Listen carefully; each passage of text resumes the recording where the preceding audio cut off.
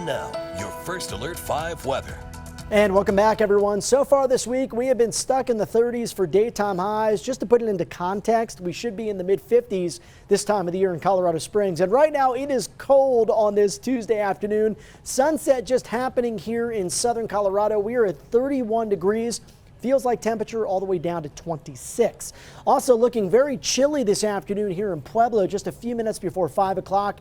Current temp outside in the upper 30s. And that's a theme you'll notice as we check out some of the sky cams from across the region. Generally clear skies right now in Canyon City. And with decreasing clouds overnight tonight, we could drop down to the teens out there into parts of Fremont County. Already down to 20 in Monument. We should be on our way down to the single digits by Wednesday morning. And in Pueblo, we could be pretty close to single-digit territory as well. 10 degrees early tomorrow morning, 14 in the Springs. Noontime temps into the upper 30s here, topping out around 40 in Colorado Springs tomorrow and up near 45 in Pueblo. That should be about 5 to 7 degrees warmer than what we saw today. So even though we're a little bit warmer tomorrow, we are still well below our seasonal averages for this time of the year. And it's not going to get better in the short term as we get some very cold Arctic air, especially for this time of the year that plunges south behind a cold front on Thursday.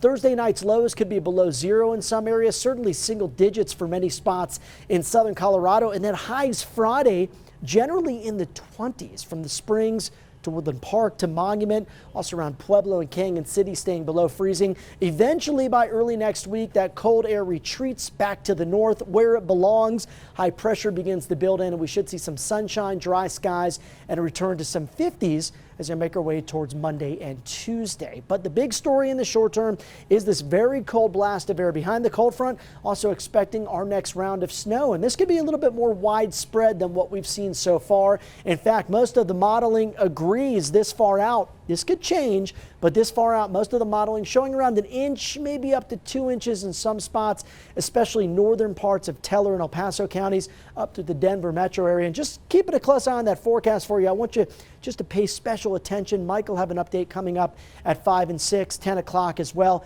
He's going to let you know what we can expect as we make our way towards the end of the week. Overnight lows tonight down around 10 in Pueblo, 16 Canyon City, 9 for La Veta, and -3 in Alamosa. Tomorrow just a little warmer than today, but still much colder than what we should see for the middle of November.